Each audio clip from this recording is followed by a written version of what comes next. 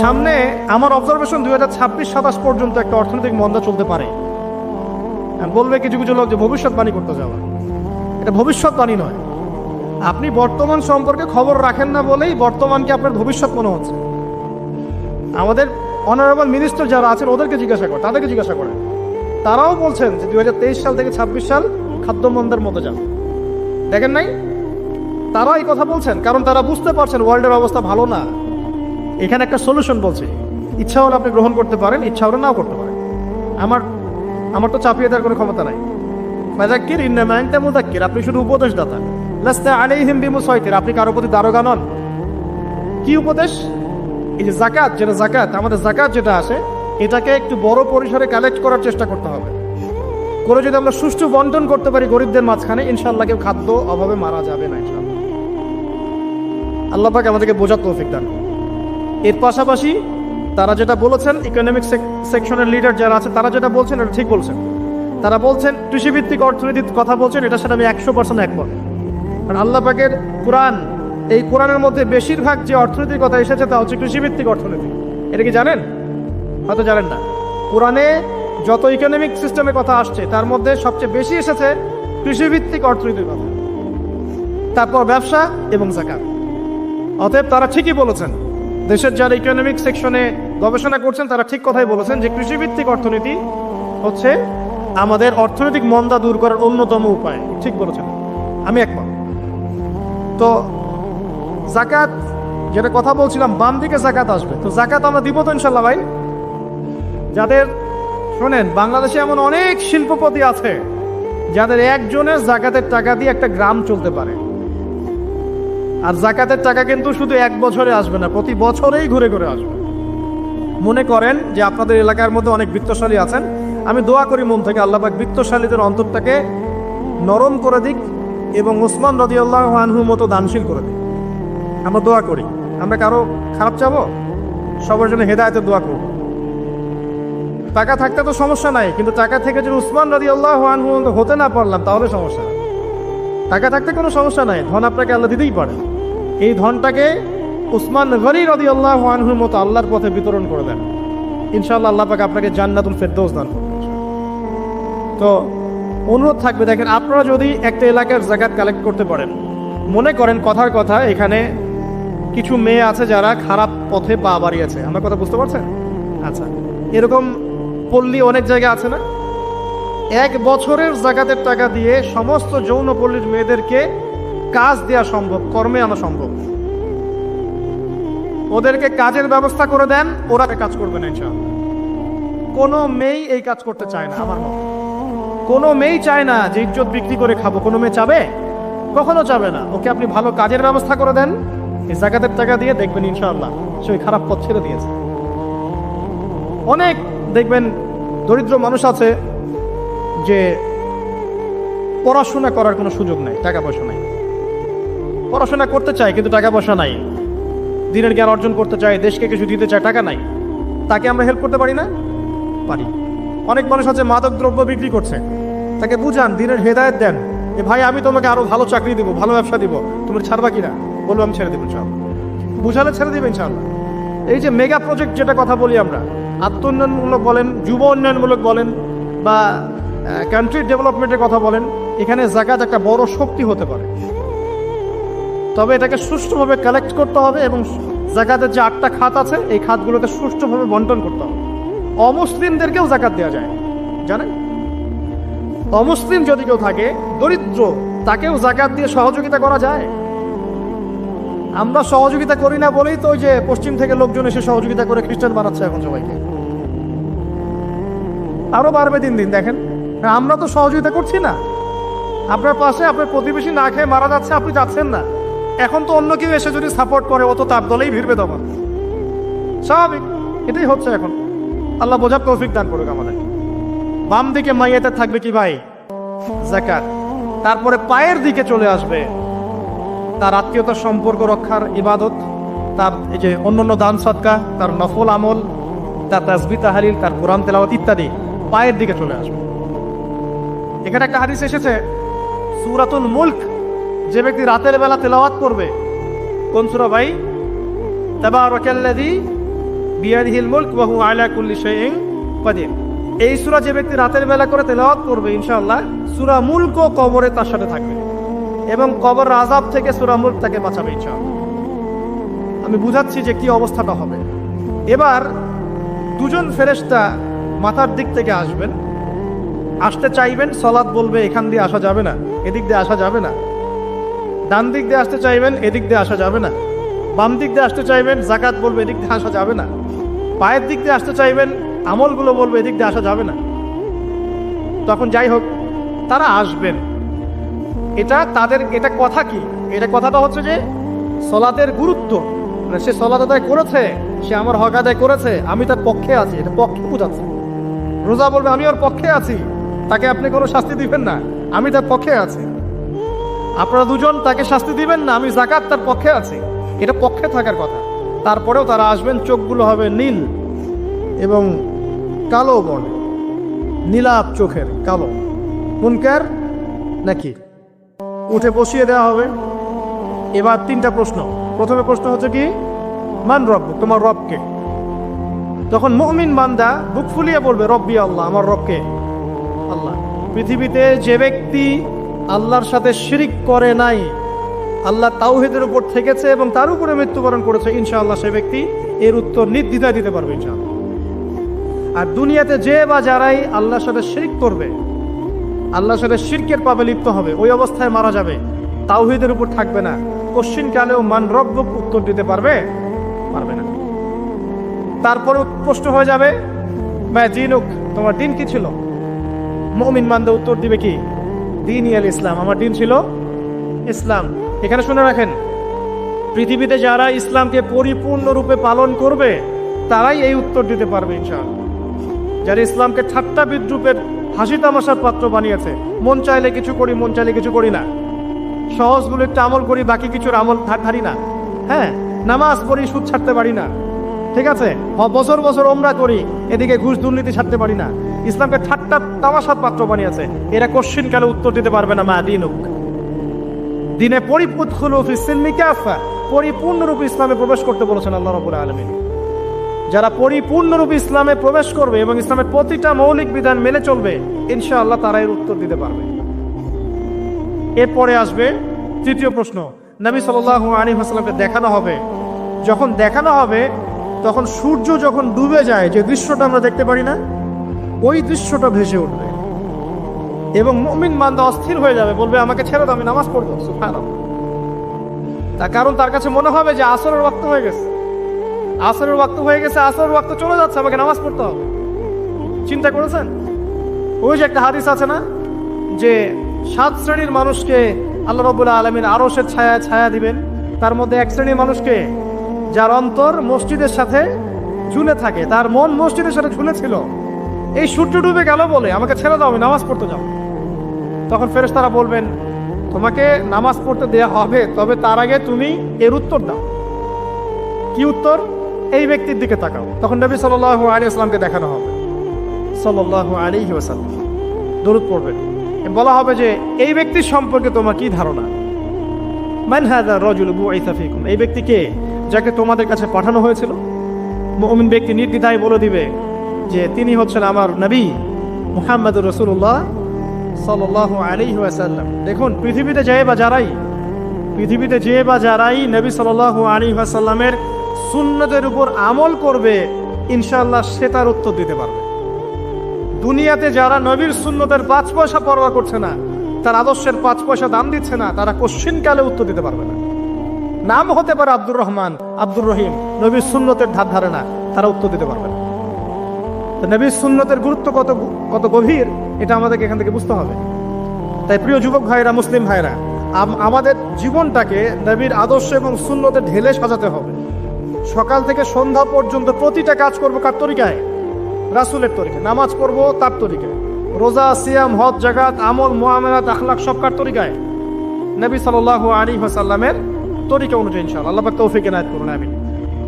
এবার ফেরেশতা দুজন জিজ্ঞাসা করবেন অবাক হয়ে যে তুমি কিভাবে এটা জানলে, তুমি কিভাবে এই 3টা প্রশ্নের উত্তর দিতে পারলে? কারণ বেশিরভাগ মানুষ তো উত্তর দিতে পারবে না, বেশিরভাগ মানুষই এই উত্তর দিতে পারবে না। কারণ কিয়ামতের মাঠে 1999 জন মানুষ জাহান্নামে যাবে। নাউজুবিল্লাহ। তো এটা কঠিন পরীক্ষা। আল্লাহ রাসূল সাল্লাল্লাহু আলাইহি ওয়াসাল্লাম বলেছেন যে নিশ্চয়ই তোমাদেরকে এখানে পরীক্ষায় ফেলা হবে, আর তোমরা যদি এই পরীক্ষা জেনে তোমাদের মৃতদেরকে দাফন করা থেকে বিরত না থাকতে, তাহলে আমি তোমাদেরকে শুনিয়ে দিতাম কবরে কেমন পরীক্ষা হয়। মানে যদি আমরা শুনতে পারতাম যে কবরে কেমন পরীক্ষা হয়, আমরা ভয়ে আমাদের মৃতদেরকে দাফন পর্যন্ত করতাম না। এটা নবীজি বলছেন সাল্লাল্লাহু আলাইহি ওয়াসাল্লাম। তাকে জিজ্ঞাসা করা হবে যে তুমি কিভাবে জানলে এটা? বেশিরভাগ মানুষ তো পারে না উত্তর দিতে। তখন সেই ব্যক্তি বলে বসবে, সেই ব্যক্তি বলবে যে করাতু কিতাব আল্লাহ, আমি আল্লাহর কিতাব এই কোরআন পড়েছি। মুমিন বলবে আমি আল্লাহর কোরআন পড়েছি, আমানতু বিহি, আমি এর উপর ঈমান এনেছিলাম, ওয়া সাদ্দাকতু, এবং সত্যায়ন করেছিলাম। সুবহানাল্লাহ। অতএব দুনিয়াতে যারা দ্বীনের জ্ঞান অর্জন করছে না, কোরআন পড়ছে না, হাদিস পড়ছে না, পড়াশোনার চেষ্টা করছে না, জানার চেষ্টা করছে না, কবরে পার পাওয়া ডিফিকাল্ট আছে। এটা একটা অন্যতম প্রশ্ন।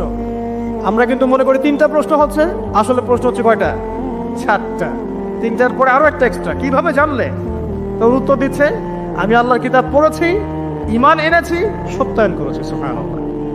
নবী সাল্লাল্লাহু আলাইহি ওয়াসাল্লাম হাদিসের পরের অংশে বলছেন যে যখন কাফের বান্দাকে উঠানো হবে, তখন ডানেও কিছু নাই, বামেও কিছু নাই, সামনে পিছনে কিচ্ছু নাই। মাথার দিক থেকে ফেরেশতারা চলে আসবেন, উঠিয়ে বসানো হবে, প্রশ্ন করা হবে কে তোমার রব? একটাই উত্তর, লা আদরি, আমি জানি না। নাউজুবিল্লাহ। কি তোমার দিন? লা আদরি, আমি জানি না। এই যে আল্লাহর তো খবর নাই, আল্লাহ পাকের বিধান মেনে চলার কোনো খবরই নাই, পরোয়াই নাই। সে জানবে কিভাবে ইসলাম কি জিনিস? সে জানবে কিভাবে আল্লাহ কি জিনিস? ও তো আল্লাহকে চিনেই না। দিব্যি বলে বেড়াচ্ছে মহাবিশ্ব সৃষ্টি হয়েছে বিগ ব্যাং থেকে, আল্লাহ বলে কেউ নাই। মানুষ সৃষ্টি হয়েছে বান্দর থেকে। নাউজুবিল্লাহ। ওই যে ডারউইনের মতবাদ, কি থিওরি অফ এভলিউশন নাকি? হ্যাঁ, তাই তো মনে হয়। অনেক জায়গায় পড়ছি ভাই, ভুলে গেছি। যাই হোক, মানুষ তো আল্লাহকে চিনছে না। এখনো মানুষ মনে করছে যে আল্লাহ বলতে কেউ নাই। এবং এই মুক্ত চিন্তার নামে, বাক স্বাধীনতার নামে নাস্তিকতার যে চর্চাটা বেড়েছে বাংলায়, এটা আশঙ্কাজনক। বড় বড় বিশ্ববিদ্যালয় থেকে পড়ে আসছে, অনেক সময় দেখলাম বড় বিশ্ববিদ্যালয়ের প্রফেসর, সে বলছে যে মহাবিশ্ব বিগ ব্যাং দিয়ে সৃষ্টি হয়েছে, সৃষ্টিকর্তা নাই এখানে কোনো। তো মুসলিম বিজ্ঞানীর একটা কথা বলতেন যে মানুষ বিজ্ঞান সম্পর্কে অল্প জানলে নাস্তিক হয়ে যায়, আর অনেক গভীর জ্ঞান অর্জন করলে আল্লাহর কাছে আত্মসমর্পণ করে। খেয়াল করে দেখবেন, ডক্টর, ইঞ্জিনিয়ার যারা বড় বড় লেভেলে চলে গেছেন, অনেক সিনিয়র, তারা কিন্তু বেশিরভাগ নামাজি দেখবেন, নামাজ পড়ে, দান সদকা করে, সমাজ কল্যাণমূলক কাজ করে। তারা কিন্তু রোগীর সেবা করতে গেলেও বলে যে নামাজ পড়িয়েন, রোজা রাখিয়েন, তারা কিন্তু বলে। অনেক ডক্টর আমি দেখেছি এমন, যারা যত বেশি গবেষণা করে তারা তত বেশি আস্তিক হয়ে যায়। আর টুটাফাটা গবেষণা করলে নাস্তিক হয়ে যাবে। কত প্রশ্ন, ইসলামে এটা কেন, ওইটা কেন, ইসলামে বহুবিবাহ কেন, হ্যাঁ, ইসলামে কি পর্দার বিধান কেন, তারপর ইসলামে এত রেস্ট্রিকশনস, এত বাইন্ডিংস কেন, হ্যাঁ, স্বাধীনতা নাই কেন, কত প্রশ্ন। ইসলামের এগেন্স্টে কত তীর এখন ছোড়া হচ্ছে। তো এই ব্যক্তি কেমন করে উত্তর দিবে যে মাহদিনুক, তোমার দিন কি? আল্লাহর দিকে কত প্রশ্ন ছোড়া হচ্ছে, কত শিরকের পাপ আমরা করছি, অনেক সময় মুসলিম হয়েও শিরকের পাপ করছি। কিভাবে উত্তর দিবে মান রব্বুক? 3 নাম্বার প্রশ্ন যখন করা হবে, এই ব্যক্তিকে দেখো দেখি, সে বলবে যে আমি জানি না এই ব্যক্তিকে, তবে শুনেছিলাম, মানুষের মুখে শুনেছিলাম, মানুষ যা বলতো আমি তাই বলতাম। মানে সে রাসূল সাল্লাল্লাহু আলাইহি ওয়াসাল্লামের নাম শুনেছিল হয়তোবা, কিন্তু তার সুন্নত বা আদর্শ কখনো মেনে চলে নাই, পারল না। এবার জান্নাতি ব্যক্তি হলে কি হতো? ওই যে সূর্য ডুবছিল যেখানে, তার দৃষ্টির সীমা পর্যন্ত কবরকে প্রশস্ত করে দেওয়া হবে, এবং জান্নাতের একটা দরজা তার কবরে খুলে দেওয়া হবে। এটা কিভাবে করা হবে সেটা আল্লাহ পাক জানেন। এটার ব্যাখ্যা করার জ্ঞান আল্লাহ আমাদেরকে দেন নাই। যেই মানুষের ক্ষুদ্র জ্ঞানে মানুষ ব্যাকটেরিয়া, ভাইরাস নিয়ে গবেষণা করতে হিমশিম খেয়ে যায়, সে মহাবিশ্বের স্রষ্টা নিয়ে কিভাবে গবেষণা করবে? আল্লাহ পাকের অসীম জ্ঞানের সামনে আমার জ্ঞান কি? খুবই ক্ষুদ্র। একটা হাদিসে এসেছে বুখারী শরীফের মধ্যে, যে একটা মহাসমুদ্রের মধ্যে যদি একটা পাখি 1 ফোঁটা পানি উঠিয়ে নিয়ে যায়, ওই 1 ফোঁটা পানি হচ্ছে মহাবিশ্বের জ্ঞান, আর বাকি পুরো মহাসাগর হচ্ছে আল্লাহ পাকের জ্ঞান। তো আমরা এই ক্ষুদ্র জ্ঞানের মানুষ হয়ে আল্লাহর জ্ঞানকে কেমন করে পেনিট্রেট করতে পারি? তো আল্লাহ পাক জান্নাতের দরজাগুলো খুলে দিবেন, একটা দরজা খুলে দিবেন, সেখান থেকে বাতাস আসবে, সে জান্নাতের নাজ নেয়ামত উপভোগ করতে থাকবে এবং তার রূহটাকে সবুজ রঙের পাখির আকৃতিতে জান্নাতে রেখে দেওয়া হবে। ইল্লিন মানে ওখানে জান্নাতের নিয়ামত সে পাবে। এটাকে বলা হয় দারুল বারজাখ বা বারজাখের জীবন। জীবন অনেকগুলো, একটা ছিল রুহের জগৎ। রুহের জগতে আমরা সবাই ছিলাম। শোনেন, রুহের জগতে যার সাথে যার বন্ধুত্ব ভালোবাসা গভীর ছিল, দুনিয়াতে তার সাথে তার ভালোবাসা বেশি। এটা হয়তো জানেন না, জানতেন হাদিসটা? রুহের জগতে যদি কখনো আপনার সাথে আমার দেখা হয়ে থাকে, দুনিয়াতে আপনার সাথে আমার দেখা হবে ইনশাআল্লাহ। রুহের জগতে যদি আপনার আমার মধ্যে ঘনিষ্ঠ ভালোবাসা থেকে থাকে, এখানেও ভালোবাসা হয়ে যাবে ইনশাআল্লাহ। এটা বলে আমি আবার তোমাদের বয়ফ্রেন্ড গার্লফ্রেন্ড ভালোবাসা বুঝাই নাই, ওই ভালোবাসার কথা বলি নাই। আবার রুহের জগতে বিদ্বেষ, এখানেও দেখবেন বিদ্বেষ। ওটা একটা জগৎ ছিল যেখানে আল্লাহ পাক সমস্ত আদম সন্তানকে সৃষ্টি করে তাদের রুহটাকে রেখেছিলেন এবং ওয়াদা নিয়েছেন। কি ওয়াদা? আল্লাহ পাক বলেছিলেন আলাস্তু বিরব্বিকুম, সূরা আরাফের 182 নম্বর আয়াত পড়ে দেখবেন, 182 নম্বর আয়াত। আল্লাহ পাক বলেছিলেন যে আমি ওয়াদা নিয়েছিলাম, আলাস্তু বিরব্বিকুম, আমি কি তোমাদের রব নই? আমরা সবাই বলেছিলাম বেলা ইয়া রব্বি, অবশ্যই আপনি আমাদের রব। দুনিয়াতে এসে আমরা ভুলে গেছি। এই ভুলে যাওয়াটা মনে করায় দেওয়ার জন্য আল্লাহ পাক আসমানে কিতাব নাজিল করেন, নবী রাসূল পাঠান, আমাদের কান পর্যন্ত ইসলামের দাওয়াত পৌঁছে দেন, যাতে আমরা মনে করতে পারি। এবার আসেন রুহের জগতে পর আসলাম এই যে দুনিয়ার জগৎ, দারুদ দুনিয়া। দুনিয়ার মধ্যে আছি হয়তো 50, 60, 70, 100 বছর হাইয়েস্ট। এরপর যাবে দারুল বারজাখ, বারজাখের জগৎ। পাপী ব্যক্তি হলে জাহান্নামের দরজা খুলে দেওয়া হবে আর জাহান্নামের সে আযাব ভোগ করতে থাকবে, এবং পুণ্যবান ব্যক্তি হলে জান্নাতের দরজা খুলে দেওয়া হবে এবং এর নাজ নেয়ামত সে ভোগ করতে থাকবে। তখন তাকে বলা হবে এটা জান্নাতের সেই জায়গা যেখানে তুমি থাকবে। এটা দেখার সাথে সাথে, শোনার সাথে সাথে তার যে খুশি উৎফুল্লতা আরো অনেক বেড়ে যাবে। এবং সে কি করবে জানেন? সে পৃথিবীতে ফিরে আসতে চাইবে। সে বলবে আমাকে আমার পরিবারবর্গকে জানাতে দেন, আমাকে আমার পরিবারবর্গকে জানাতে দেন যে আমি ভালো আছি।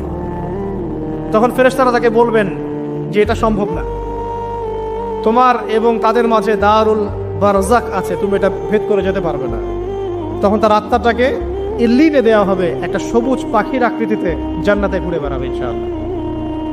আর যদি জাহান্নামী হয় তাহলে যে বললাম দরজা খুলে যাবে, জাহান্নামের মর্মান্তিক আযাব তার দিকে আসতে থাকবে। কবর সংকুচিত হয়ে আসবে এমন ভাবে যাতে তার বাম পাজর ডান পাজরের ভিতরে এইভাবে ঢুকে যাবে।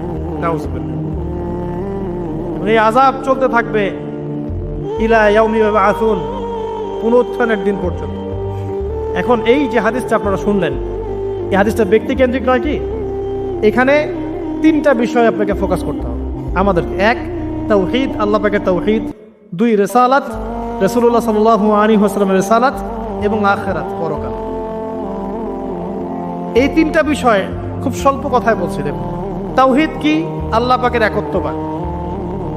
এক আল্লাহকে আপনি সৃষ্টিকর্তা মানবেন, রিজিক দাতা মানবেন, পালন কর্তা মানবেন, সন্তান দাতা, ভালো মন্দের মালিক, সমস্ত কিছুর মালিককে আল্লাহ। আল্লাহ আল্লাহ আমাকে বাঁচিয়ে রেখেছেন, আল্লাহ আমাকে মৃত্যু দিবেন, আল্লাহ আমাকে রিজিক দেন, আল্লাহ আমাকে সন্তান দিবেন, আল্লাহ আমার ভালোর মালিক, আল্লাহ মন্দের মালিক, আল্লাহ সমস্ত কিছুর মালিক। এই কনসেপ্ট পরিষ্কার থাকবে, লা ইলাহা ইল্লাল্লাহ পরিষ্কার থাকবে। সমস্ত বিষয় কার পক্ষ থেকে? আল্লাহর পক্ষ থেকে। তাওহীদ, সংক্ষিপ্ত কথায় বললাম তাওহীদ। এর মধ্যে তিনটা ক্লাসিফিকেশন আছে: রুবুবিয়্যাত, উলুহিয়্যাত, আসমা ও সিফাত। এটা আপনারা কিতাবুত তাওহীদ বই থেকে পড়ে নিয়ে। সংক্ষেপে বলে দেই, রুবুবিয়্যাত আল্লাহ পাকের সমস্ত বিষয়গুলো তার দিকে সম্বন্ধ করা, সৃষ্টিকর্তা, পালনকর্তা, রিজিক দাতা সবকে আল্লাহ। উলুহিয়্যাত কি? দুনিয়াতে এসেছি আল্লাহ পাকেরই দাসত্ব করতে হবে, অন্য কারো দাসত্ব চলবে না, তাওহীদ উলুহিয়্যাত। আসমা ও সিফাত কি?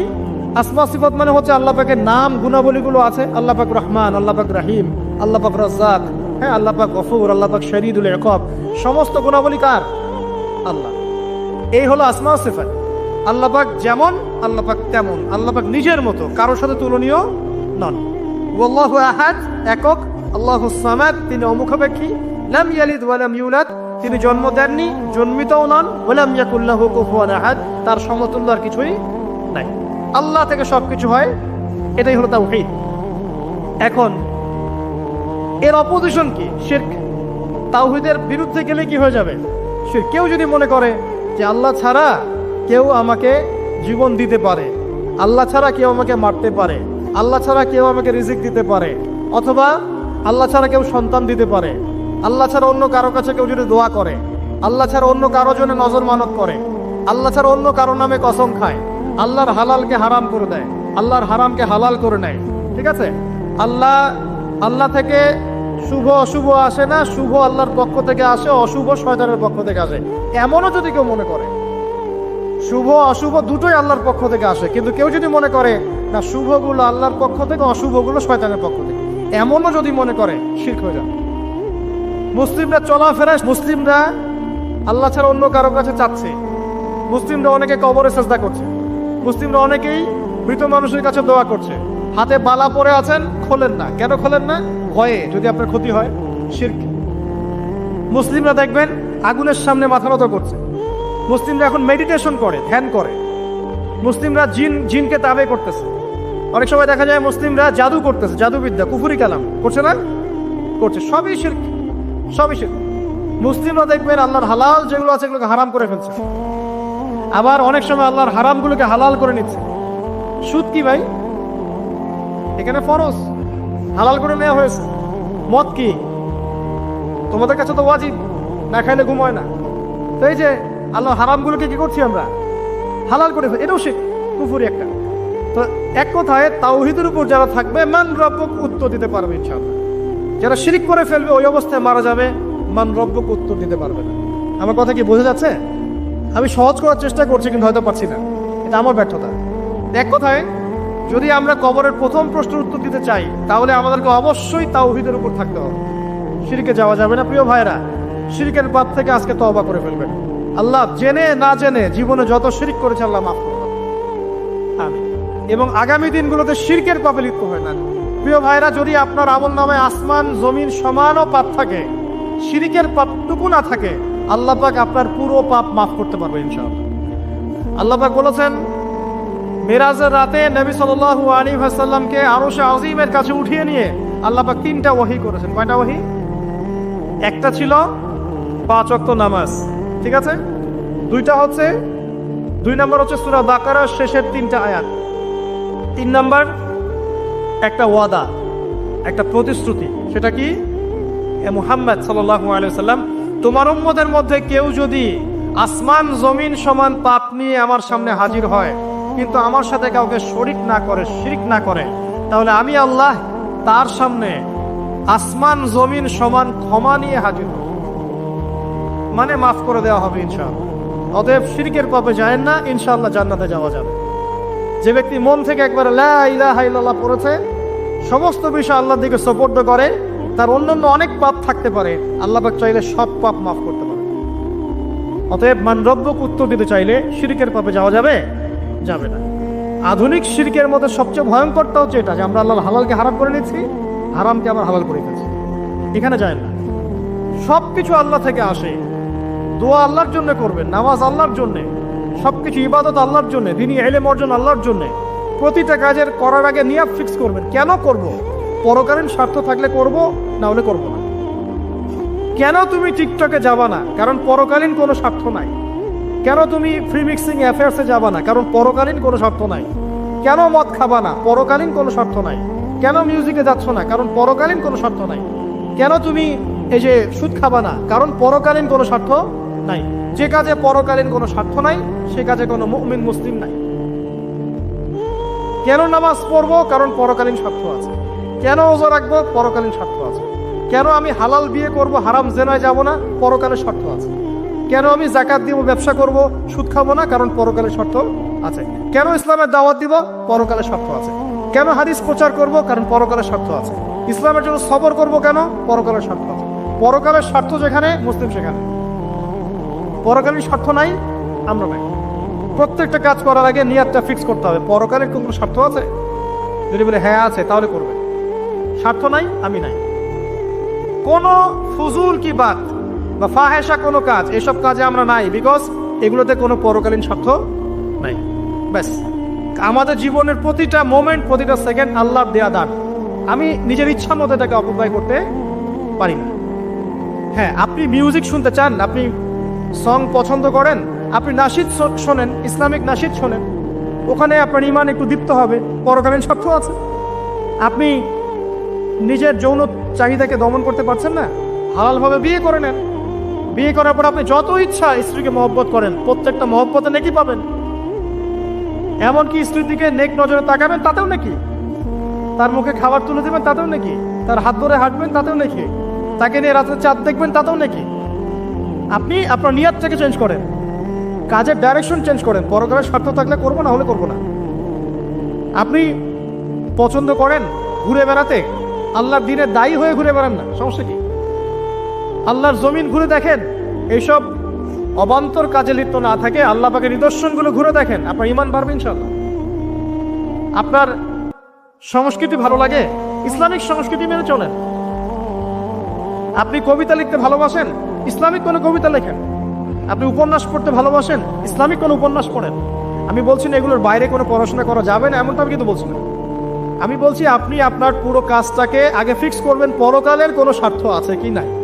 যদি হ্যাঁ দেখা যায় হ্যাঁ পরকালের স্বার্থ ঠিক আছে, অবশ্যই করেন, কোনো সমস্যা নেই। আল্লাহ বোঝার তৌফিক দান করুন। তো দেখুন প্রিয় ভাইরা, শিরকের পাপে যাওয়া যাবে না। এই শিরকের পাপ না থাকলে আমল নামায় ইনশাআল্লাহ আমরা জান্নাতে যাব এবং কবরের উত্তর দিতে পারবো ইনশাআল্লাহ। মান রব্বুক, উত্তর পাস ইনশাআল্লাহ। তারপরে কি? মাদিনু। এক কথায় ইসলামের অনেক বিধিবিধান আছে, নামাজ, কালিমা, সওম, যাকাত, হজ সব আছে। আমর বিল মারুফ, নাহি আনিল মুনকার, পিতামাতার খেদমত, প্রতিবেশীর অধিকার, স্ত্রীর অধিকার, তারপরে সন্তানদের অধিকার, যাকাত, সবকিছু আছে। এখন যদি ইসলামে কিছু অংশকে মেনে নেন, কিছু অংশকে না মানেন, এটা কিন্তু কুফরি। ইসলামে কিছু অংশকে মানছেন, কিছু অংশকে মানছেন না, এটা কিন্তু কুফরি। ইসলামের পরিপূর্ণ বিধানটাকে যদি মেনে চলেন ইনশাআল্লাহ আযজা ওয়া জাল আপনি মাদিনক উত্তর দিতে পারবেন। আপনি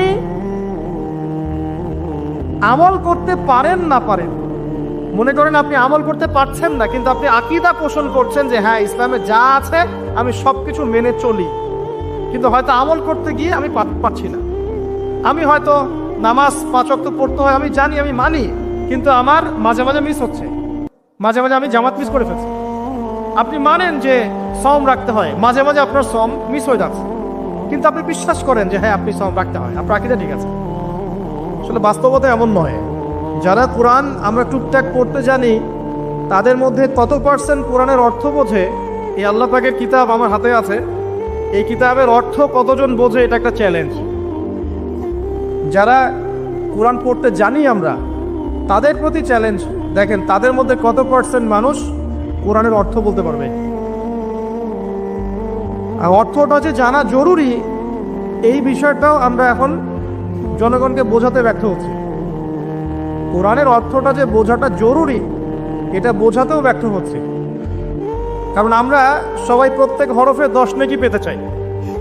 কোরআন তেলাওয়াত করলে প্রত্যেক হরফে 10 নেকি হবে, এই তো। তো এই কনসেপ্ট যখন আমার মাথায় ঢুকে গেছে, আমি ওখানে নিজেকে থামিয়ে দিয়েছি। অর্থ বুঝে গবেষণা করলে এবং কোরআন কেন্দ্রিক জীবন ব্যবস্থা গড়লে যে আরো বেশি নেকি হয়, এটা আমার মাথায় নাই। প্রত্যেক হরফে 10 নেকি তো আপনি পাবেন তেলাওয়াত করলে, কিন্তু অর্থ বুঝে এর ভিতরে ঢুকলে, গবেষণা করলে এর মূল স্বাদটা পাওয়া যায়, এটা আমরা বুঝতে পারছি না। দেখবেন বেশিরভাগ মানুষ কোরআনের অর্থটা জানে না।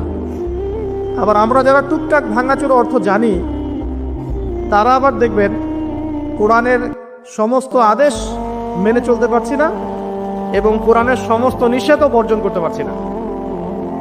সমস্যা কিন্তু এখানেও থেকে গেছে। আবার কোরআনের ব্যাখ্যায় আছে হাদিস, তো এই হাদিসকে কেন্দ্র করে কোনো বিভ্রান্তির সুযোগ ছিল না, কিন্তু এখানেও আমরা বিভিন্ন জাল এবং বানোয়াট হাদিসের উপর আমলও শুরু করেছি।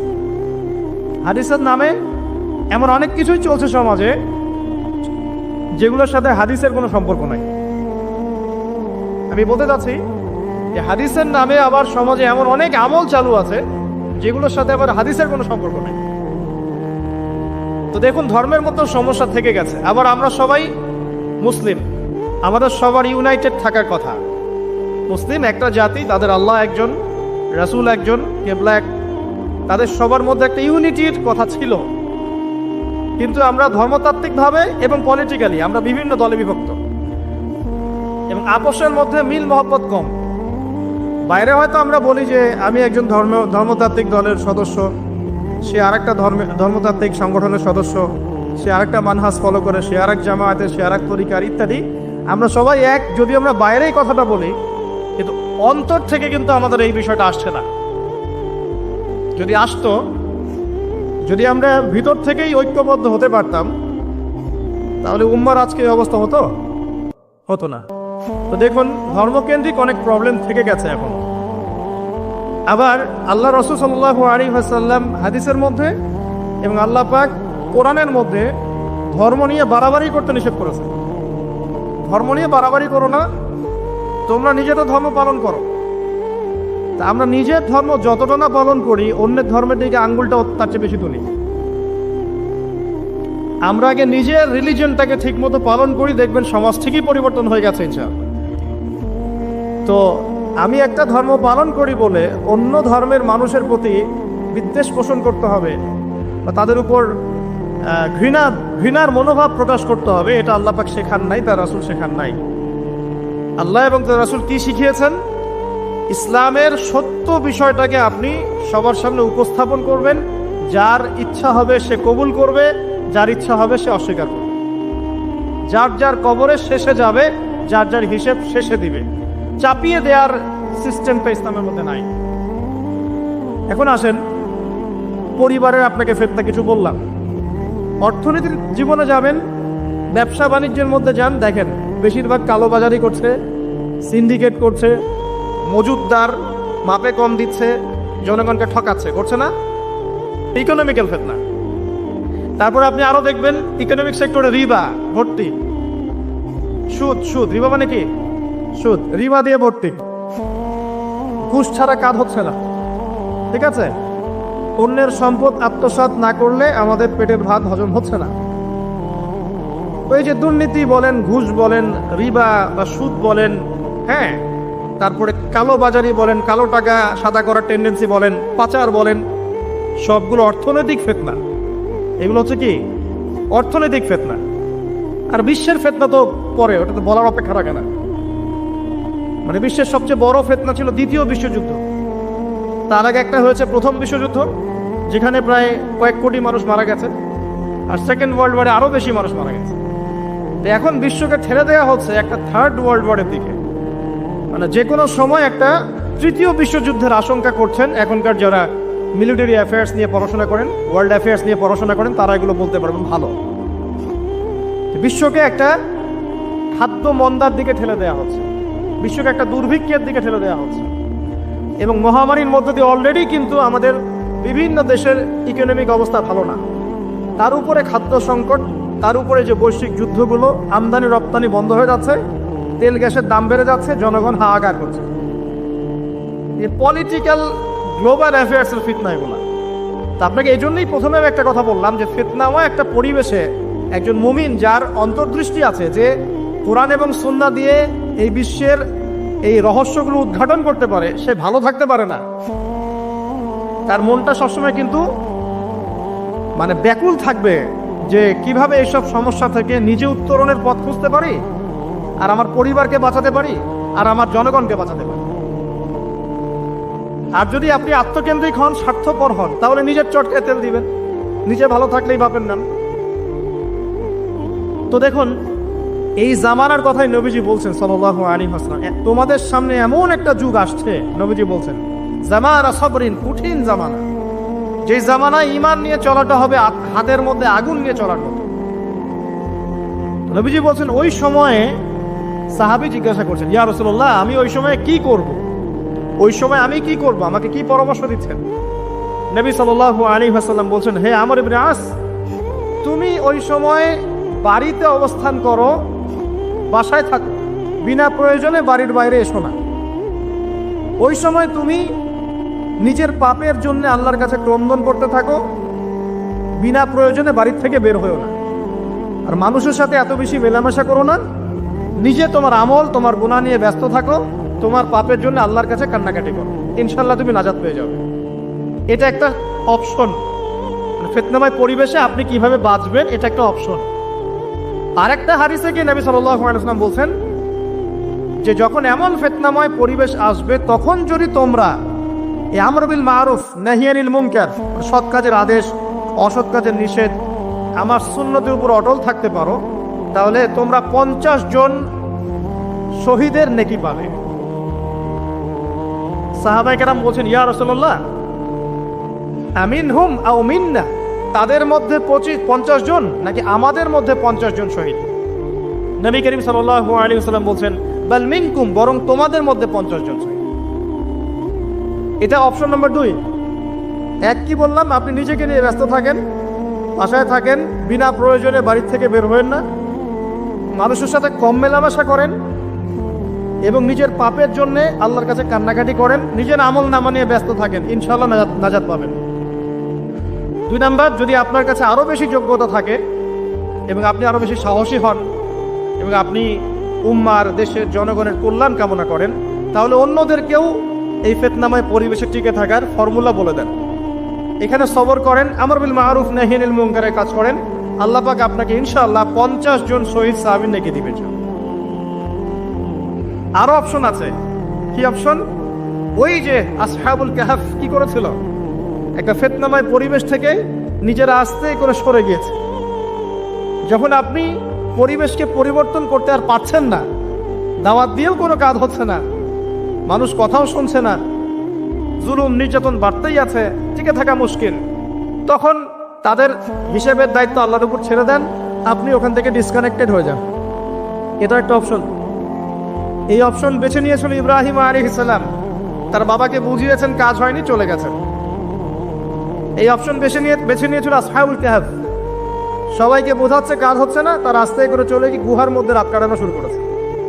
এমনও হাদিস পড়েছি আমি যে ফিতনাময় পরিবেশে সবচেয়ে সৌভাগ্যবান হবে ওই শ্রেণীর মানুষ যারা দেখা যাবে যে পাহাড়ি কোনো এলাকায় বা দূরবর্তী কোনো জায়গায় বসবাস করছে, যেখানে বৃষ্টিপাত হয়, গরু ছাগল মেষ বকরি এগুলো নিয়ে ওখানে চড়ায়, যখন আজানের সময় হয়, নামাজের ওয়াক্ত হয়, আজান দেয়, নামাজ পড়ে, দুনিয়ার ফিতনা থেকে এরা দূরে আছে, এরা সফল। এমনও হাদিস আছে। হয়তো আপনার কাছে মনে হচ্ছে না এখন ওই যুগ আসে নাই, কিন্তু আমি আপনাকে বলে দেই যে কোরআন এবং সুন্নাহর চোখ দিয়ে যদি আপনি দেখতে শেখেন এবং বর্তমান বিশ্বের প্রেক্ষাপটটা অ্যানালাইসিস করার যোগ্যতা আপনি অর্জন করেন কোরআন সুন্নাহর চোখ দিয়ে, আপনি বুঝতে পারবেন সেই সময় অনেক আগেই চলে এসেছিল। এখন ফিতনা এবং ফাসাদময় এই পরিবেশে আমরা কি করতে পারি, ছোট স্কেলে, বড় স্কেলে না, ছোট স্কেলে। আমি আজকে বড় বিষয় নিয়ে কথা বলতে আসি না, কারণ আমি চিন্তা করলাম যে আসলে প্রথমে যদি ব্যক্তিকেন্দ্রিক বিষয়টা ঠিক না হয়, বড় বিষয় আলোচনা করে কোনো লাভ নাই। আগে ব্যক্তি যদি ঠিক না হয়, বড় বিষয় আলোচনা করে আসলে কোনো লাভ নাই, আপনারা বুঝবেনও না, মাথার উপর দিয়ে চলে যাবে। এখন গ্লোবাল অ্যাফেয়ার্স নিয়ে কথা বলে খুব একটা ফায়দা নাই আপনাদের। এখন ইকোনমিক পুরো এই সুদভিত্তিক সিস্টেম আপনি চেঞ্জ করতে পারবেন না, এবং পুরো যে তাগুতি ব্যবস্থা আপনি চেঞ্জ করতে পারবেন না। আপনি কি করতে পারবেন? আপনি নিজেকে পরিবর্তন করতে পারবেন, আপনার পরিবারকে পরিবর্তন করতে পারবেন। এতটুকু আপনার পক্ষে এখন পর্যন্ত সহজ, ঠিক না? ঠিক কথা। এটা আপনি এখন করতে পারবেন। তো এটার ফর্মুলা কি? ফর্মুলা ঘাটতে গিয়ে আল্লাহ পাক আমার মাথার মধ্যে একটা হাদিস নিয়ে এসে দিলেন। কারণ আমি বিশ্বাস করি যে আপনারা বলছেন মৌলানা আল্লামা, আমি আসলে এমন কিছু নই, এই কথাগুলো আসলে আমার সাথে যায় না। আমি নিতান্তই একজন ছোট মানুষ এবং তালেবে ইলম, জ্ঞানের পথের পথযাত্রী। আর আমি তালেবে ইলম হয়ে থাকতে চাই। আমি মুফতি হই, আমি মুহাদ্দিস, মুফাসসির বা এই যে শব্দগুলো আপনারা বলছেন, এমন কিছুই নয়। বিশ্বাস করবেন না ভাই, আল্লাহ যে আছে ভাই, আল্লাহ পাক সত্যিই আছেন। এই যে আমরা একটা কনফিউশনে থাকি না, আল্লাহকে দেখা যায় না, ফেরেশতাকে দেখা যায় না, আসমানি কিতাবগুলো দেখি নাই, নবীকে দেখি নাই, সত্যি কি আল্লাহ আছে? যখন নাস্তিকরা কিছু উদ্ভট যুক্তিতর্ক উপস্থাপন করে মানুষ কনফিউজড হয়ে যায়, আল্লাহ কি আছে সত্যি সত্যি? সত্যি এরকম বিগ ব্যাং থেকেই নাকি সব সৃষ্টি হয়েছে? মহাবিশ্বের সবকিছু কিভাবে চলছে? বহু মানুষ দিন দিন নাস্তিক হয়ে যাচ্ছে, বড় বড় ডিগ্রি সার্টিফিকেট নিয়ে আসছে, নাস্তিক হয়ে যাচ্ছে, হচ্ছে না? একটা কনফিউশন থ্রো করা হয়েছে। আরে ভাই, আল্লাহ সত্যি আছেন, এরকম জায়গায় যখন যাবেন, দাঁড়াবেন, আপনার আইনাল ইয়াকিন, হাক্কুল ইয়াকিন হয়ে যাবে, হ্যাঁ আল্লাহ সত্যি আছে। যখন দেখবেন জীবনে আপনি হোঁচট খেয়েছেন, আপনি কোনো বিপদে পড়েছেন, কেউ নেই আপনাকে সাহায্য করার, সেজদায় পড়ে কান্নাকাটি করছেন, দেন দেখছেন আপনার সামনে সেই বস্তুটা হাজির, আপনি বুঝতে পারবেন আল্লাহ আছেন, আল্লাহ সত্যি আছেন। মহাবিশ্বের দিকে তাকিয়ে দেখেন, যারা এখানে অ্যাস্ট্রোনমি জানেন বা গণিত পড়েছেন তারা জানবেন, এই যে গ্রহ নক্ষত্রগুলো দেখছেন, এগুলোর পজিশন যদি 1 ফুট বা 1 ইঞ্চি পর্যন্ত সরে যায়, পুরো মহাবিশ্বটা কলাপস করে যাবে। সূক্ষ্ম একটা গাণিতিক তত্ত্ব দিয়ে পুরোটাকে সাজানো হয়েছে। যদি চাঁদ 1 হাত সামনে চলে আসে, পৃথিবীর 1 হাত সামনে, এই পৃথিবী আর চাঁদের এই যে দূরত্ব, এর থেকে যদি 1 হাত সামনে চলে আসে, সূর্য যদি একটু পিছিয়ে যায়, দেখবেন যে পুরো পৃথিবীর বিশাল একটা অংশ এই যে বরফে ঢেকে যাবে, থাকবে না। অল্প একটু, সামান্য একটু সূর্য পিছনে চলে গেলে এই পুরো পৃথিবীর বিশাল একটা অংশ বরফে ঢেকে যাবে, আপনি এখানে থাকতে পারবেন না। আর সূর্য যদি একটু সামনে চলে আসে, পৃথিবীর একটা বড় অংশ মরুভূমি হয়ে যাবে, থাকতে পারবেন না আপনি। এত সূক্ষ্মভাবে কে এটাকে ফাংশন করলো বলেন? এরপরেও মানুষ আল্লাহকে বিশ্বাস করে না। হামজা রাদিয়াল্লাহু আনহু কবরের সামনে দাঁড়াবেন, উহুদের শহীদদের কবরের সামনে দাঁড়াবেন, আপনার নাকের মধ্যে জান্নাতের ঘ্রাণ পাবেন ইনশাআল্লাহ। যারা বিশ্বাস করে ওদেরকে পাঠিয়ে দাঁড় করিয়ে ওকে জিজ্ঞাসা করেন পাও কিনা। আসেন, সে সারা বিশ্বটাকে শাসন করবে, এটা সত্য, তবে এটা চিরস্থায়ী হবে না। কখন শাসন করবে? নবী সাল্লাল্লাহু আলাইহি ওয়াসাল্লামের ভবিষ্যৎবাণীগুলো অনুযায়ী আসন্ন সময়টাতে একটা মালহামা হবে। মালহামাটা কি? মালহামা মানে মহাযুদ্ধ, গ্রেট ওয়ার, মানে এমন যুদ্ধ যে যুদ্ধে অনেকগুলো রাষ্ট্র একত্রিত হয়ে যাবে। প্রায় 80টা ফ্ল্যাগের কথা এসেছে এখানে। ফ্ল্যাগ মানে আমার এস্টিমেট এটা হচ্ছে রাষ্ট্র, কারণ একটা ফ্ল্যাগ একটা রাষ্ট্রের প্রতীক বহন করবে। কিভাবে হবে? ওই যে ইরাকের ফোরাত নদীকে কেন্দ্র করে, এর ব্ল্যাক গোল্ড বা সোনার পাহাড়কে কেন্দ্র করে। তারপর কি? তারপরে এই যুদ্ধের শেষের দিকে গিয়ে মুসলিমদের বিজয় হবে ইনশাআল্লাহু আযজা ওয়া জাল্লা, এবং তাদেরকে আল্লাহ পাক একজন নেতা দিবেন। সে নেতার নাম হবে মুহাম্মদ বিন আব্দুল্লাহ। কি নাম হবে? মদিনা থেকে মক্কায় আসবেন। মদিনা থেকে তিনি মক্কায় আসবেন। মক্কায় মাকাম ইব্রাহিম আর এই যে আমাদের কাবা ঘর, এর মাঝখানে তিনি দাঁড়াবেন। তার যারা ফলোয়ার্স থাকবে তারা সেখানে তার হাতে বায়াত নেবে। তিনি বায়াত নিতে চাবেন না, তিনি নেতৃত্ব চাবেন না, মানুষ জোর করে তাকে নেতৃত্ব দিবে। আল্লাহ পাকের নেতারা এমনই হন, তারা নেতৃত্ব চায় না, মানুষ জোর করে দেয়। কথা বুঝতে পারছেন না? আল্লাহ পাকের মনোনীত যারা, তারা মানুষের কাছে চেয়ে নেয় না, মানুষ তাকে জোর করে দেয়। কারণ মানুষ জানে যে এই ব্যক্তি ভালো, সে অ্যাভয়েড করে। যেমন আবু যার রাদিয়াল্লাহু আনহুকে নবী সাল্লাল্লাহু আলাইহি ওয়াসাল্লাম বলেছেন, হে আবু যার, তুমি দায়িত্ব চেয়ে নিও না। হে আবু যার, তুমি দায়িত্ব চেয়ে নিও না, কারণ তুমি যদি দায়িত্ব চেয়ে নাও, এরপরে তোমাকে দায়িত্ব দেওয়া হয়, তাহলে আল্লাহর পক্ষ থেকে তোমাকে সাহায্য করা হবে না। আর যদি তুমি দায়িত্ব অ্যাভয়েড করো, দায়িত্ব না চাও, মানুষ জোর করে তোমাকে দায়িত্ব দেয়, আল্লাহ তোমাকে সাহায্য করবে ইনশাআল্লাহ। এই দেখেন, আবু বকর রাদিয়াল্লাহু আনহু, তিনি কি দায়িত্ব চেয়ে নিয়েছিলেন? ওমর রাদিয়াল্লাহু আনহুকে বলেছেন যে আমাকে ভোট দাও, আমি ভালো মানুষ, বলেছিলেন? মানুষ তাকে দায়িত্ব দিয়েছে। দেখেন, 10 বছর তিনি বিশ্ব শাসন করেছেন। একটা রাখাল এবং একটা রাখালের এই যে কি বলবো ছাগল, তারাও না খেয়ে মারা যায় নাই 10 বছরে, একটাও না। তার শাসন নিয়ে কথা বলতে গেলে তো সারা রাত পার হয়ে যাবে। শুধু একটা ন্যায় বিচারের উদাহরণ দিচ্ছি। তার নিজের ছেলে একটা অন্যায় করেছে, নিজের ছেলে হয়তোবা মদপান করেছে অথবা জেনা করেছে, আল্লাহু আ'লাম। হুদুদের অপরাধ, যে অপরাধ করলে শাস্তি হয় প্রকাশ্যে। মদপান করলে ইসলামের শাস্তি হচ্ছে 40টা বেত্রাঘাত, আর জেনা করলে, অবিবাহিত হলে শাস্তি হচ্ছে 100 বেত্রাঘাত। তোমরা যারা এখন জেনা করেছো বা করছো, এখানে উপস্থিত আছো বা এই লেকচার শুনবে, ছেলে বা মেয়ে যেই হও না কেন, তোমাদের ঘাড়ের উপরে একটা জেনার জন্য 100 বেত্রাঘাতের শাস্তি ঝুলে আছে। এই কথা তো কলেজের মধ্যে পৌঁছালো না।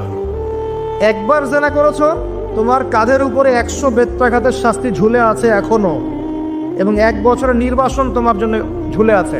সূরা নূরের 1 থেকে 4 নম্বর আয়াত পড়ে দেখবে। আর যারা বিবাহিত ব্যক্তি, যে দেবর ভাবি জেনা করেছেন, দুলাভাই শালি জেনা করেছেন, হ্যাঁ, এই প্রতিবেশীর স্ত্রীর সাথে জেনা করেছেন, অমুক কর্মকর্তার স্ত্রীর সাথে জেনা করেছেন, আপনারা পৃথিবীতে বেঁচে থাকার অধিকার হারিয়ে ফেলেছেন। কারণ একজন বিবাহিত ব্যক্তি যদি জেনা করে, তার একটা শাস্তি ইসলামে, সেটা হলো রজম, তাকে কোমর পর্যন্ত মাটিতে পুঁতে ফেলে পাথর নিক্ষেপ করে হত্যা করতে হবে, এটা ইসলামের বিধান। এই বিধান এখন চালু করা যাবে না। এই বিধান এখন পৃথিবীর কোথাও আছে বলে আমাদের জানা নাই। হয়তো অল্প কিছু জায়গায় থাকতে পারে, এটা আল্লাহর ইচ্ছা। বেশিরভাগ জায়গায় এইসব বিধান নাই, কিন্তু আল্লাহ পাকের আসমানে এই বিধান আছে। জমিনে এইসব বিধান নাই ঠিকই, বাট আল্লাহ পাকের আসমানে এই বিধান আছে। মৃত্যু হয়ে গেলেই শাস্তি ভোগ করবে যদি তওবা না করে মারা যায়। তবে যদি আপনারা তওবা করেন, এই শালি তুমি যদি তওবা করো, দুলা ভাই যদি তওবা করে, এই দেবর যদি তওবা করে, ভাবি যদি তওবা করে, আল্লাহ পাক রাতের অন্ধকারের তওবা আল্লাহ পাক কবুল করতে পারেন। শোনেন ভাই, কয়েকটা কারণে ইসলামে মানুষকে হত্যা করা জায়েজ। একটা হচ্ছে হত্যার বদলে হত্যা। কেউ যদি কাউকে হত্যা করে, তাকে হত্যা করতো, ঠিক যেমন আমাদের আদালত এটা করে না, খুন করেছে ফাঁসি দেয় না, সেম জিনিস। আরেকটা হচ্ছে মুরতাদ হয়ে গেছে, মুরতাদ আগে ছিল মুসলিম, পরে মুরতাদ হয়ে গেছে, তাকে হত্যা করা যায়। ইসলামিক স্টেটের প্রধান সেটা করবে, ডেমোক্রেটিক কান্ট্রির মধ্যে এটা নাই। কথা বুঝতে পারছেন? এটা থাকবে ঈসা ইবনে মারিয়ামের যুগে, এটা ছিল উমর রাদিয়াল্লাহু আনহুর যুগে, ইসলামী খেলাফার সময়, এখন নাই। আচ্ছা, তবে তাদের বাঁচার সুযোগ আছে, তাদের বেঁচে থাকার সুযোগ আছে। মনে করেন কেউ কাউকে হত্যা করেছে, এসে পরিবারবর্গকে বলছে যে আমার ভুল হয়ে গেছে, আমাকে মাফ করে দেন, আমি আপনার সন্তানকে হত্যা করেছিলাম, আমি মুক্তিপণ রক্তপণ দিতে রাজি আছি। এখন যদি পিতা মাতা বলে ঠিক আছে রক্তপণ দিয়ে দাও, আমরা মাফ করে দিলাম, তাহলে এর বাঁচার অধিকার আছে, বেঁচে থাকতে পারবে। বুঝতে পারছি আমি? অপশন আছে। আবার কেউ যদি মুরতাদে করে স্টেটমেন্ট দিচ্ছে, ইসলাম মানি না, কোরআন মানি না, সুন্নাহ মানি না বলছে, ওকে আপনাকে বন্দি করে জেলখানায় রাখতে হবে এবং তাকে আপনাকে শর্ত দিতে হবে, তুমি কি জেনে শুনে সজ্ঞান এটা বলছো না ফিরে আসবে কথা থেকে। সে যদি বলে আমি আমার কথা থেকে ফিরে আসলাম, আমি আসলে এগুলো বলেছিলাম, এখন ফিরে আসলাম, আমি তওবা করলাম, তার বেঁচে থাকার অধিকার আছে। বাট কিন্তু একজন বিবাহিত ব্যক্তি যদি জেনা করে ফেলে, নাউজুবিল্লাহ, যে দেবর ভাবি শালিদুল্লাহ ভাই তোমরা শোনো, যদি বিবাহিত কোনো ব্যক্তি জেনা করে ফেলে, সে যদি খাস তওবা করে আল্লাহ পাকের কাছে, আল্লাহ পাক যদি তার সমস্ত গুনাহ মাফ করে দেন, তারপরেও যদি তার এই মামলাটা ইসলামিক কোর্টে চলে আসে, তাহলে তাকে রজম করতেই হবে, বেঁচে থাকার অধিকার নাই। আমি দলিল দিচ্ছি, শোনেন। নবী সাল্লাল্লাহু আলাইহি ওয়াসাল্লামের একজন সাহাবী, মহিলা সাহাবী, তিনি পাপ করে ফেলেছেন। কি করেছেন? জেনা করে ফেলেছেন, বিবাহিত ব্যক্তি ছিলেন। নবীর কাছে এসে বলছেন, ইয়া রাসূলুল্লাহ তাহিরনি, আমাকে পবিত্র করুন, আমি অন্যায় করেছি। নবী সাল্লাল্লাহু আলাইহি ওয়াসাল্লাম বলছেন, মুখ ফিরিয়ে নিচ্ছে, একবার ডান দিকে মুখ ফিরাচ্ছেন, একবার বাম দিকে মুখ ফিরাচ্ছেন। নবী শুনতে যাচ্ছেন না, কারণ এটা কোর্টে চলে আসলেই বিপদ। নবীজি বলছেন, বাসায় যাও, বাসায় যাও, তওবা করো, আল্লাহর কাছে তওবা করো, আল্লাহ মাফ করে দিবে। বাসায় চলে যাও, বাসায় চলে যাও, তওবা করো, আল্লাহ মাফ করে দিবে। সে মহিলা বলছে, না ইয়া রাসূলুল্লাহ, আমি অনেক বড় অন্যায় করেছি, আমাকে পবিত্র করুন। আপনি পবিত্র না করেন তাহলে পরকালে আল্লাহ আমাকে শাস্তি দিবেন, আমাকে পবিত্র করুন। নবী সাল্লাল্লাহু আলাইহি ওয়াসাল্লাম শেষে বলছেন, তুমি কি এমন কোনো কাজ করেছো? সুরমা দানি থেকে সুরমা বের করার সময় আমরা যেভাবে বের করে চোখে দিই, এমন কোনো কাজ কি করেছো? বুঝতে পারছেন? বোঝেন নাই? তোমরা কি ফিডার খাও নাকি? তাহলে সুরমা দানি থেকে সুরমা বের করার সময় আমরা যেভাবে বের করি, তুমি কি এমন কোনো কাজ করেছো? সাহাবী মাথা নাড়িয়ে বলছেন, হ্যাঁ এমন কোনো কাজ করেছে। এবার নবী সাল্লাল্লাহু আলাইহি ওয়াসাল্লাম বললেন, বাসায় যাও, তুমি গর্ভবতী হয়েছ, হ্যাঁ, বাচ্চা খালাস করো, তারপরে এসো, তোমার বিচার করে দেওয়া হবে ইনশাআল্লাহ। সেই মহিলা বাসায় ফিরে গেল, তওবা করতে থাকলো, তার গর্ভের সন্তান বড় হতে লাগলো। এক পর্যায়ে সন্তান জন্ম হলো। সন্তান জন্ম হওয়ার পর সে এসে বলছে, ইয়া রাসূলুল্লাহ, এই যে কোলের বাচ্চা, এই যে 3 দিন আগে 4 দিন আগে হয়েছে সন্তান, আমাকে এখন পবিত্র করে দিন, আমাকে শাস্তি দিয়ে পবিত্র করুন। নবী সাল্লাল্লাহু আলাইহি ওয়াসাল্লাম বাচ্চার দিকে তাকিয়ে বলছেন যে এই বাচ্চাকে দুধ পান করাতে হবে, 2 বছর এই বাচ্চাকে দুধ পান করাবে, বাচ্চা যখন শক্ত কিছু খাওয়া শিখবে তখন এসো, তখন বিচার করে দেব। তিনি পাঠিয়ে দিলেন। 2 বছর পর এই মহিলা আবার এসে হাতে এই যে কোলের বাচ্চা, রুটি আছে, বাচ্চার হাতে একটা কি আছে? রুটি, বাচ্চা রুটি খেতে পারে। এবার তিনি নবী সাল্লাল্লাহু আলাইহি ওয়াসাল্লামকে বলছেন, ইয়া রাসূলুল্লাহ, এই যে আমার বাচ্চা এখন রুটি খেতে পারে, আমাকে এখন পবিত্র করুন। নবী সাল্লাল্লাহু আলাইহি ওয়াসাল্লাম একজন মুসলিমকে বললেন, এই বাচ্চার দায়িত্ব কে নিতে পারবে? একজন মুসলিম সাহাবী বললেন যে আমি নিব ইয়া রাসূলুল্লাহ। তখন তার হাতে বাচ্চাকে সুপর্দ করা হলো। বাচ্চাকে সুপর্দ করার পর এই মহিলাকে নিয়ে যাওয়া হচ্ছে এবং সাহাবীকে বলা হলো, অন্যান্য সাহাবীদেরকে বলা হলো তোমরা এই মহিলাকে নিয়ে যাও, নিয়ে গিয়ে রজম করো, অর্ধেক মাটিতে পুঁতে ফেলে পাথর নিক্ষেপ করে হত্যা করো। এবার সাহাবীরা এই কাজ করছেন। খালিদ বিন ওয়ালিদ রাদিয়াল্লাহু আনহু, বিখ্যাত বীর সাহাবী, তিনি তখন মুসলিম হয়েছেন এবং অনেক যুদ্ধের নেতৃত্ব দিচ্ছেন। তিনি একটা পাথর নিক্ষেপ করেছেন। এই পাথরের নিক্ষিপ্ত পাথরের আঘাতে রক্তের ফিনকি ছিটকে এসে খালিদ বিন ওয়ালিদ রাদিয়াল্লাহু আনহুর এই যে কাপড়ের মধ্যে পড়েছে। তখন খালিদ বিন ওয়ালিদ রাদিয়াল্লাহু আনহু তিনি বলছেন, ছি, আমার কাপড়ে একজন ব্যভিচারী নারী রক্ত পড়লো, এরকম একটা স্টেটমেন্ট তিনি করেছেন। তখন নবী সাল্লাল্লাহু আলাইহি ওয়াসাল্লাম রাগ করে বলেন, এ খালিদ, তুমি থামো।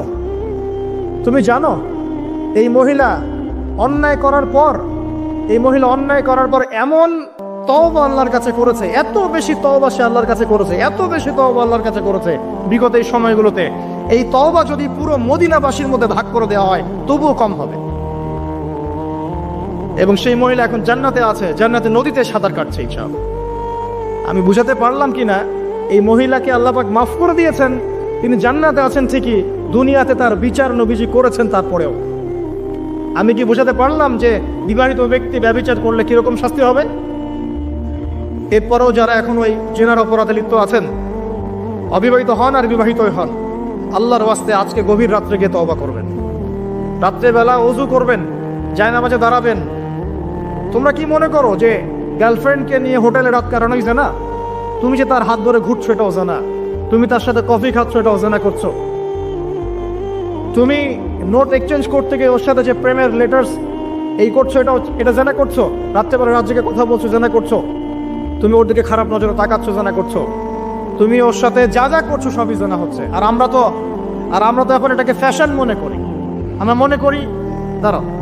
মনে করি যে ছেলে মেয়ে একসাথে পড়বে, কোনো সমস্যা নাই, কোনো সময় এটা এগিয়ে যাওয়ার যুগ। এটা এখন কি নিজের ইজ্জত সম্ভ্রম বিসর্জন দিয়ে এগিয়ে যেতে হবে? এটাকে আমরা এগিয়ে যাওয়া বলছি। অথচ যদি প্রাপ্তবয়স্ক, গভর্নমেন্টের আইনে কি আছে 21 বছর না ছেলেদের, 21 বছর, আর মেয়েদের কত 21-18 হওয়ার পরেও যদি কেউ বিয়ে করতে চায়, সমাজ তাকে মেনে নিতে যাচ্ছে না। সমাজ বিয়েটাকে কঠিন করছে, জেনাকে সহজ করছে। যত বেশি বিয়েকে কঠিন করবেন জেনা তত বাড়তে থাকবে। আর বিয়ের সময় দেখা যায় মনে হয় যে মেয়ের বাবা মেয়েকে বিক্রি করছে, আর ছেলের বাবা হচ্ছে একটা মেয়ে কিনছে। মেয়ে বিক্রি করার সময় মোহর দিচ্ছে 10 লাখ 15-20 লাখ, ম্যাডাম মেয়েটাকে বিক্রি করা হচ্ছে। আর ছেলে যে যৌতুক নিবে এবারে নিচ্ছে 10 লাখ 20 লাখ যৌতুক নিচ্ছে এখান থেকে। তো এই যে একটা জাহেলিয়াত চলছে, মানে আইয়ামে জাহিলিয়াত কোথায়? আইয়ামে জাহিলিয়াত তো এখানেই। আমি তো চোখে দেখি এই বিশ্বটা আইয়ামে জাহিলিয়াতের যুগ। কে বলেছে যে আবু জাহেলের যুগটাই আইয়ামে জাহিলিয়াত ছিল? আইয়ামে জাহিলিয়াতে শিরক ছিল, এখনকার বিশ্বে রন্ধ্রে রন্ধ্রে শিরক আছে। আইয়ামে জাহিলিয়াতের মধ্যে সুদ ছিল, সুদ, এখন সারা বিশ্বের রন্ধ্রে রন্ধ্রে সুদ।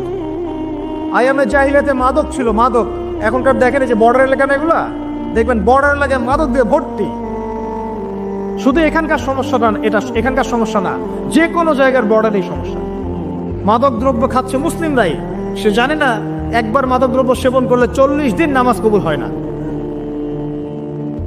কেউ যদি মাদক দ্রব্য সেবন করে এবং এই অবস্থায় সে মৃত্যুবরণ করে, রাসূলুল্লাহ সাল্লাল্লাহু আলাইহি ওয়াসাল্লাম বলেছেন তাকে আল্লাহ পাক তিনাতুল খাবাল পান করাবে। সাহাবীরা জিজ্ঞাসা করছেন, তিনাতুল খাবাল কি ইয়া রাসূলুল্লাহ? নবীজি বলছেন এটা জাহান্নামের রক্ত, মাংস, পুজের একটা মিশ্রণ, একটা পানীয়। আমরা কি খেতে চাই? আজকে থেকে তওবা করবেন, কোন রকম মাদক দ্রব্যের সাথে সংশ্লিষ্ট থাকবেন, আল্লাহ পাক হেফাজত করুন, আমিন। আইয়ামে জাহিলিয়াতে মাদক ছিল, এখনো সেটা আছে। গোত্রীয় হানাহানি ছিল, এখনো আছে। আইয়ামে জাহিলিয়াতে নারীর অবমাননা ছিল, এখন অলিতে গলিতে নারীর অবমাননা হচ্ছে। কোথায় মেয়ের স্বাধীনতা, কোথায় মেয়ের ইজ্জতের স্বাধীনতা আছে? একজন বড় ক্ষমতাধর ব্যক্তিও তার স্ত্রীকে রাস্তায় একা ছাড়তে সাহস পাচ্ছেন না এখন, না জানি কি হয়ে যায় রাস্তা ছাড়লে। তাহলে কোথায় নারীর স্বাধীনতা? কি বুঝাচ্ছেন? যখন একজন মুসলিম নারী খাস পর্দা করে বাসা থেকে বের হচ্ছে, ওর দিকে বাঁকা চোখে তাকাচ্ছেন যে কেন পর্দা করবে, কেন পিছিয়ে যাচ্ছে, এরা মৌলবাদী, এরা সন্ত্রাসী, এইসব কথা কেন বলছেন?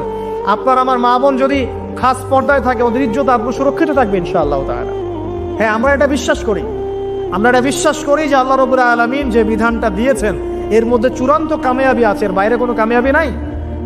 তবে এটা স্বীকার করছি যে বোরখা, জুব্বা, দাড়ি টুপি রেখেও এক শ্রেণীর মানুষ অন্যায় করে, অবশ্যই অন্যায় করে।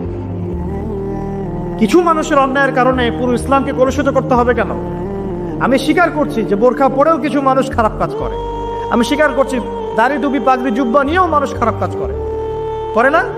তো কিছু মানুষের খারাপ কাজের কারণে কি আমরা পুরো ইসলামটাকে কলুষিত করবো নাকি? আল্লাহ পাক বিধান দিয়েছেন পর্দা, প্রিয় মা বোন পর্দা অবশ্যই করবেন। আপনার পোশাকটা এমন হবে না যে পোশাকটা পরেও আপনার দেহের কাঠামো বোঝা যায়, এটা চলবে না। আপনার পোশাকটা এমন হবে না যে পোশাকটা পরলে বাহির থেকে ভিতরের অঙ্গ প্রত্যঙ্গ দেখা যায়। আপনার পোশাক এমন হবে না যে পোশাকটা পুরুষের পোশাকের সাথে সাদৃশ্য আছে। আবার এমন পোশাকও পরা যাবে না যেটা অমুসলিমদের পোশাকের সাথে সাদৃশ্য আছে। আপনার দিন আপনার জন্য, তাদের দিন তাদের জন্য। তাকওয়ার পোশাক, এখানে একটা কথা না বললেই নয়। মহাকাশে মানে মহাবিশ্বে সর্বপ্রথম আমাদের পিতা আর মাতা আদম এবং হাওয়া আলাইহিস সালাম, তাদেরকে কিন্তু নগ্ন করে দিয়েছিল কে জানেন? শয়তান। আল্লাহ পাক বলেছেন ওয়ালা তাকরাবা হাযিহিশ শাজারা, তোমরা এই গাছের কাছে যাবে না। যখনই ইবলিস প্ররোচনা দিয়েছে ফালাম্মা যাকাশ শাজারা, যখনই তারা গাছের কাছে গিয়েছেন বাদাত লাহুমা সাওআতিহিমা, তাদের লজ্জাস্থানটা উন্মুক্ত হয়ে গেছে, পোশাক খুলে পড়ে গেছে। আমাদের পিতা মাতাকে মহাবিশ্বে নগ্ন করে দিয়েছে কে? ইবলিস। তাহলে এখন দুনিয়াতে যারা মুসলিমদের গা থেকে কাপড় খুলে ফেলতে যায়, এরা কার এজেন্ট?